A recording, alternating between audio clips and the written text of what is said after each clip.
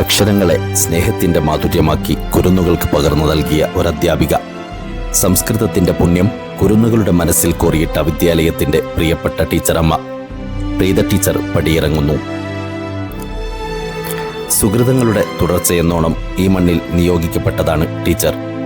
വിദ്യാലയത്തിൽ സേവനമനുഷ്ഠിച്ച മുതുമുത്തച്ഛൻ കോരൻ മാഷിന്റെ പാത പിന്തുടർന്ന് 2007 ജൂണിൽ ടീച്ചർ ഔദ്യോഗിക ജീവിതം ആരംഭിച്ചു.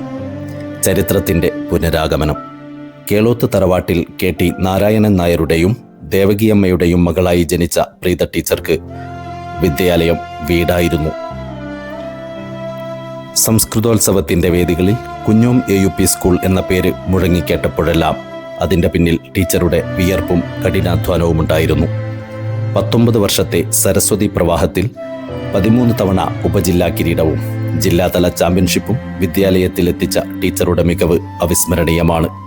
പരീക്ഷ എഴുതുന്ന ഓരോ കുട്ടിയും സ്കോളർഷിപ്പ് നേടണം എന്ന ടീച്ചറുടെ നിർബന്ധത്തിനു പിന്നിൽ വിദ്യാലയത്തോടുള്ള അടങ്ങാത്ത കൂറുണ്ടായിരുന്നു. ചിട്ടയായ പഠനത്തോടൊപ്പം ഓരോ കുട്ടിയെയും നെഞ്ചോട് ചേർത്ത് പിടിക്കുന്ന മാതൃവാത്സല്യം ടീച്ചറുടെ പ്രത്യേകതയാണ്.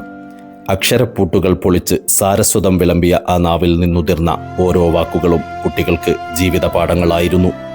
സഹപ്രവർത്തകർക്കിടയിൽ ഒരു താങ്ങായി, മാനേജ്മെന്റിന് ഒരു കരുത്തായി ടീച്ചർ എന്നും മുൻനിരയിലുണ്ടായിരുന്നു.